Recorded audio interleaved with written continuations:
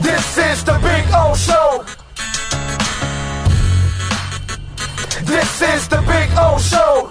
How's it going, my man? Ready to roll here? You ready to do this? I was actually checking some of the comments to see who's going to be coming harder after Ira Winderman after we're all done with this thing. It is time for Inside the Paint. Ira Winderman there, Clay Ferraro here, and we're going to spend the entire hour talking about Omer Yurtseven. We're not, but we could, because he's getting up there as one of the more polarizing players for a good reason. And it's everybody loves him, but it is the extent to which people love him, and should they love him to that extent that I think we're going to get into as the show rolls on. But Ira, we'll get into that in a minute, but just real quick, an update on Kyle Lowry. What is your vibe on, I know he was officially listed as out for tonight, but any vibe on when he may come back, or is this thing kind of open-ended right now? You know, I was told the personal reasons is a family matter, and as Clay, as you know, when it's a family matter, it takes priority over everything. And as we all know, sometimes family matters, whether health or something else, are just unknown. You just don't know until you get the resolution that you need. I know people are saying, wait a minute, wasn't he at the Eagles game on Sunday? Well, as you know, Clay, family things just happen, and when they do, you take care of them. And the one thing about the Heat is they've been a very familial organization and very understanding.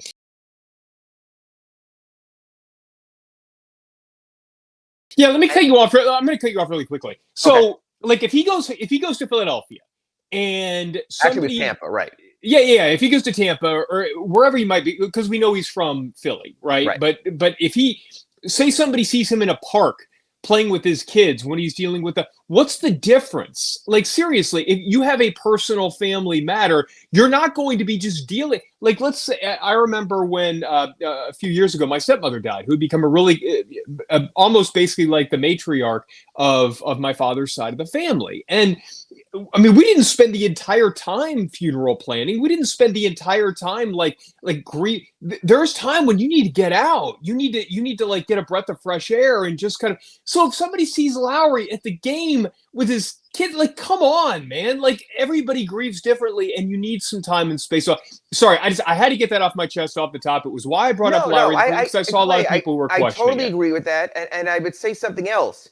It's hard to be a distracted NBA player. There's certain jobs you can be distracted at, and you can still go ahead and put your widgets together or do certain things. And there are other things that it would be the opposite, and that you and I would be talking about if we don't know situations with a player, and we'd go, where's his head at? What he's thinking. I've seen players try to play through difficult times also, and I did wonder. And then you find out the backstory, and you say to yourself, oh, yeah, I can understand that. I can understand why his head was at a different place. And I've always said that in my business and in other business.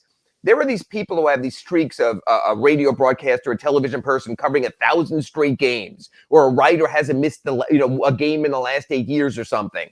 Life happens. Mm-hmm. And I respect people who accept and take life as part of their challenge also.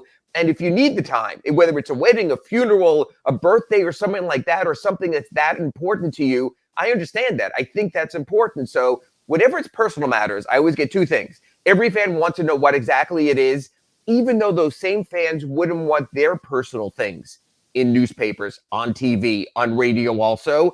And two, it's just a matter of sometimes people have a right to have their privacy. I know, I'm paying money. I bought tickets to this game. I want to see this player. It's always been caveat emptor. You never know what you're going to get in a specific game. You didn't know when you bought tickets, Bam was going to have a thumb injury, Jimmy was going to have a tailbone injury, or an ankle, COVID was going to strike. You're watching 6 G League players. So everyone understands that. And when you're winning, and when you're in a good shape, like we said at the top of the crossover with Big O, the Heat and the Panthers can afford the occasional loss. They've built equity in the standings. You're looking at a team that is percentage points out of first place. One more loss, whether it's to Philly or something else, is not going to end their world. It's not, we're going down this rabbit hole. So I think we need to exhale a little and enjoy what you do have. That even tonight against Portland, you won't have Kyle Lowry, but you'll have Jimmy Butler, but you'll have Bam Adebayo, but you'll have the scrappy kids who kept the season afloat. There'll be plenty to watch and plenty to enjoy tonight,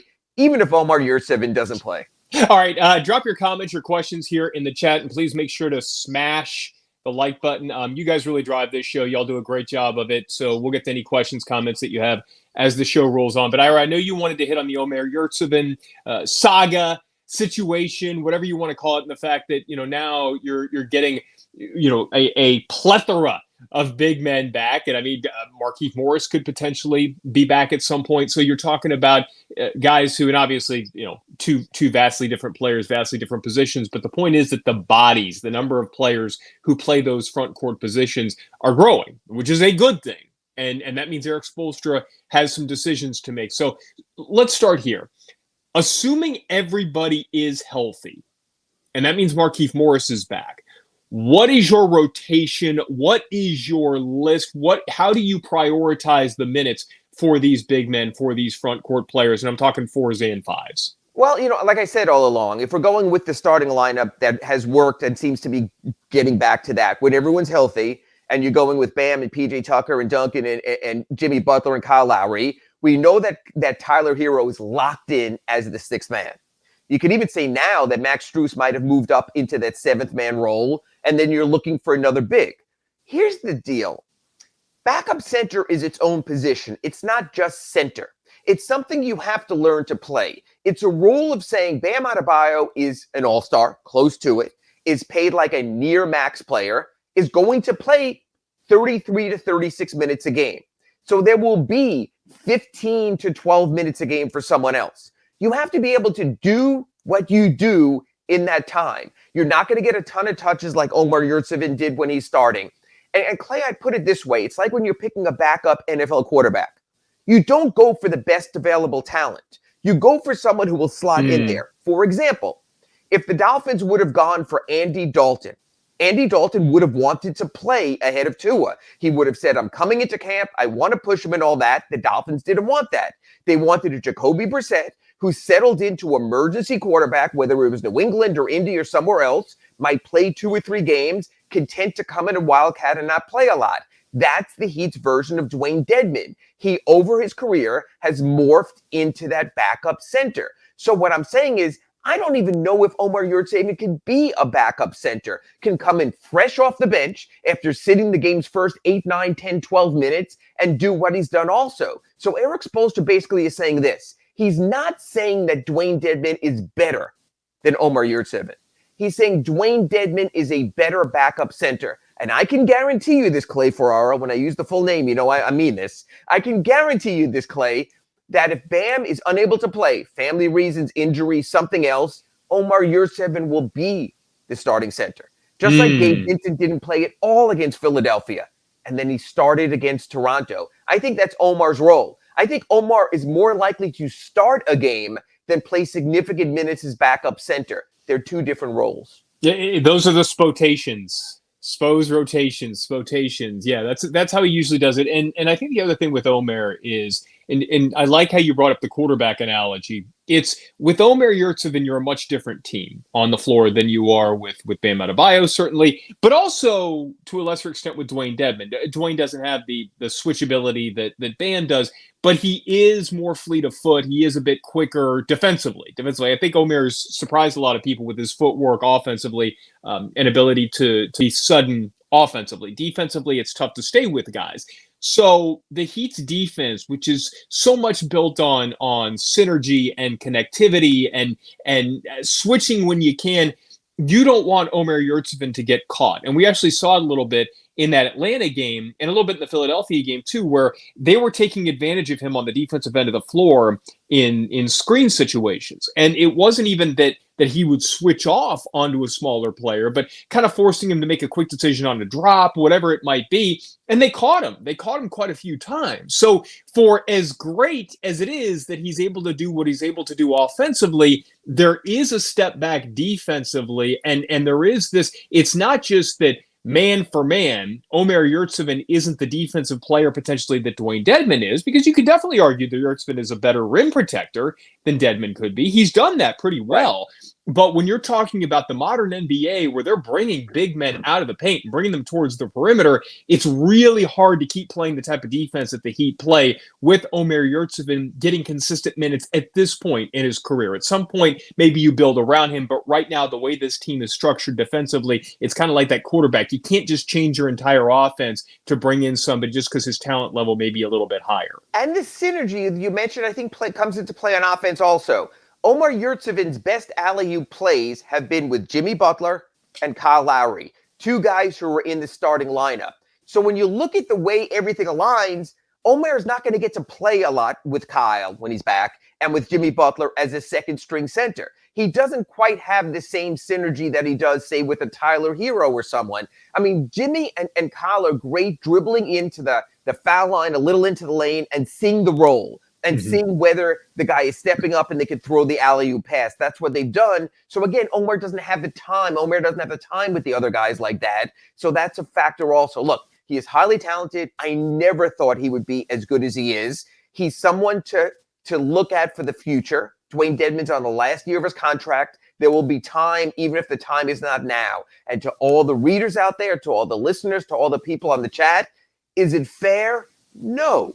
Life isn't fair. NBA rotations aren't fair. Sometimes it's just the way things play out. And again, at least me, and I think I'm speaking for Clay also, no one is sitting here saying that Dwayne Dedmon is the better player, that if we're checking the boxes, jump shot, rim protection, just overall height, use of size, all that, you could probably go down all these little check marks and realize at the end of the day, Omer's filling more boxes. But for the role you need him in as a backup center, Dwayne Dedmon fills more boxes. Getting to questions really quickly. Giovanni asks right now, and this could kind of lead to a whole different discussion, but I want to get your take on his question really quickly.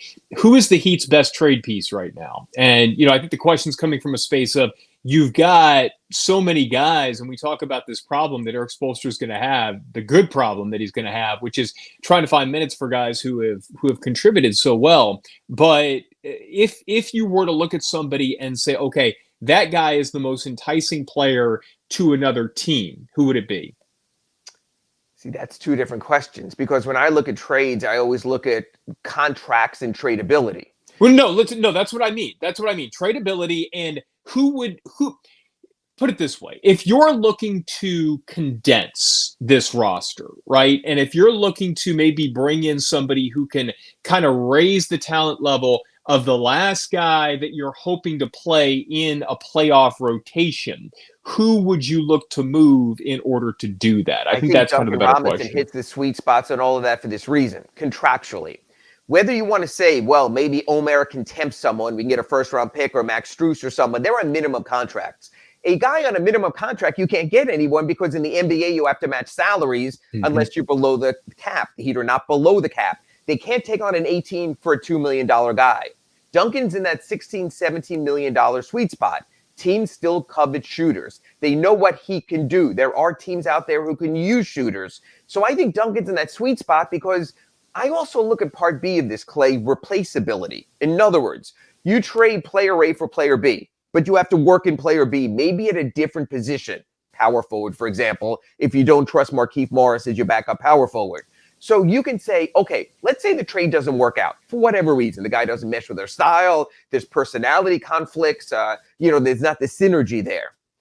If Duncan Robinson is not with this team, I'm starting Max Strus and I'm going on with my day. God bless you, Duncan. But I can play the same game pretty much. I can go on from there. There are other guys, if you trade, you can't do that. A Bam Adebayo, for example. You're changing your defensive precepts, your defensive style. You're not switching as much. So I think Duncan is sweet spot guy A. But here's the question. I know everyone loves a trade. And I know as we get closer, our February 9th show is going to be wild. I think Big O has like all 3 hours booked, and he's like going to go out and see like a Genesis concert if Phil Collins is still singing. But the trading deadline is February 10th. People love to make trades. But Clay, I would ask you, you're asking me part A of the equation. Who is tradable for the Heat? I'm going to ask you part B of the equation. What do the Heat need? In other words, you're telling me if the Heat make a trade, who could they give up? I'm saying Duncan Robinson, his contract's in a sweet spot. You put it with a smaller contract, maybe a KZ Pallet, you can get yourself a nice $20 million player. Where in this rotation does Clay Ferraro think that he'd need to plug in a $20 million player? Nowhere. And I think the only thing that you could potentially look at is someone who could be injury insurance in case one of your star type players, your big three, so to speak, end up getting hurt. And honestly, by the way, and we'll talk about this as the show goes on, you can start to put Tyler Hero in that big category. I watching him now, it's not just the numbers that he's putting up, but it's how he's getting them. And again, we could do a whole show on that. But yeah, I think the only way that you could look at upgrading here, it's not upgrading a completely healthy roster. I don't see anywhere right now where if everybody is healthy, if Kyle Lowry is there, if Jimmy Butler is there, if Bam Adebayo is there, that you're going to upgrade the 4th or 5th spot enough to make it worth your while. And then the flip side of that is, okay, well, you're not going to be trading away a high value, a high dollar contract for somebody who's not going to upgrade that roster. So it's kind of this thing, and this is kind of a long-winded way of saying this. I don't see a workable trade that improves this roster beyond what it is right now, strictly for a championship-chasing team. Now, if you're telling me that there is some way that you can work a trade to where maybe you're shaving off some money on the back end and trying to find out, because we know that, as they say, winter is coming with this team. You're going to have to pay Tyler Hero if you want to keep him. You're going to have to commit to paying deep into the luxury tax when you have these contracts already with a Kyle Lowry, with a Jimmy Butler, with Bam Adebayo, and you're going to have to pay Tyler Hero. Maybe you decide that you want to pay Victor Oladipo. That seems less likely. But that's the type of situation where maybe a Duncan Robinson contract gets moved because you're committed to big dollars beyond this year. So it's a long-winded way of saying I don't see how you upgrade this roster right now with that sort of a deal, but I can see where either you add some injury insurance or you're putting yourself in a better contractual position in the future by kind of shaving off some of that money that you may want to allocate elsewhere. I'd agree. The one position maybe I'd look at is power forward and backup power forward. I need to see Markieff Morris a lot before the February 10th trading deadline because, Clay, I'll ask you this. PJ Tucker can't play for whatever reason. Maybe his sneakers got lost in the mail, something like that. Someone stole his sneaker collection. Who are you starting at power forward? You don't think Keith? You don't think Markieff Morris? I don't know enough about him right now. I'd probably say Caleb Martin as an undersized four, and I like Caleb Martin a lot. But I like Caleb Martin as my fourth quarter energizer when everyone else's batteries are on low and he just comes in and he's flying around there like we've seen in the last couple of victories. So if PJ Tucker's not there, I think your only option now of the known quantities is Caleb Martin. So maybe a quality backup power forward. That's why I mentioned maybe the Jeremy Grant trade, someone like that, a known quantity where maybe Detroit saying, hey, except for Sadiq Bey, we don't have outside shooting, if they're living in the moment at all and taking on a long-term contract. But I think that's why Markieff Morris is sort of, I know we're talking about Oladipo, always, but Markieff Morris is the unknown. I'd like to see it. Hey, if I feel comfortable with those two and Markieff can start, that's fine. I haven't seen the guy since November 8th. That's a long time. We're going past 2 months right now. So I need to get that resolved a little bit more, and then I feel a little bit more comfortable. And let me say this, because we're up against a break. I big fan of Jeremy Grant. The thing when you're talking about backup power forward, a lot of this stuff is matchup specific too. And so, let's say you're playing the Brooklyn Nets in the playoffs. I don't think you're all that concerned about not having a potential for, because you're more worried about the perimeter guys. But all right, a lot more stuff to get to. We will get into more of the Omer Yurtseven debate. I want to get into this debate too. Has Tyler Hero become the Heat's best offensive player? That and a lot more coming up right here on Inside the Paint.